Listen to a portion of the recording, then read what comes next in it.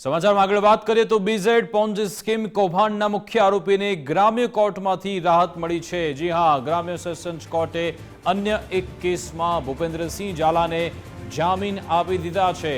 ભૂપેન્દ્રસિંહ ઝાલા પર કુલ 3 ફરિયાદ નોંધાઈ છે અને 3માંથી 2 કેસમાં ભૂપેન્દ્રસિંહ ઝાલાને જામીન મળી ચૂક્યા છે। હવે ફક્ત એક જ કેસ બાકી છે જેમાં જામીન મેળવવાના બાકી છે। કોર્ટે ભૂપેન્દ્રસિંહ ઝાલાના કેટલાક એકાઉન્ટ અનફ્રીઝ પણ કર્યા છે। જો કે જામીન મળ્યા હોવા છતાં ભૂપેન્દ્રસિંહ ઝાલાને જેલમાં રહેવું પડશે। એક કેસ પર જામીન નથી મળ્યા।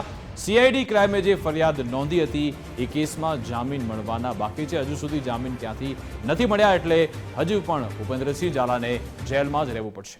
ફર્સ્ટ ઓફ ઓલ તો હું નામદાર અદાલતનો ખૂબ ખૂબ આભારી છું કે બહુ ચર્ચિત જે કેસ છે બીઝેડ કેસ, એની અંદર 3 ખુદ ફરિયાદ કરેલી સીઆઈડી ક્રાઇમ દ્વારા, જેમાં 23, 24 અને 25 નંબરની એફઆઈઆર નોંધવામાં આવેલી, જે પૈકી 24 નંબરની અંદર ગઈકાલે જામીન નામદાર સેશન્સ અદાલતે આપેલા છે। 25 નંબરની અંદર ઓલરેડી પહેલાં જ જામીન મળી ચૂકેલા છે। આમ કુલ 3 પૈકી 2 કેસમાં જામીન મળી ચૂક્યા છે। અને એની સાથે સાથે આની પહેલાં થોડા સમય પહેલાં જ ભૂપેન્દ્રસિંહ ઝાલાના અમુક એકાઉન્ટ એ કોર્ટ દ્વારા ડીફ્રીઝ કરવામાં આવેલા છે।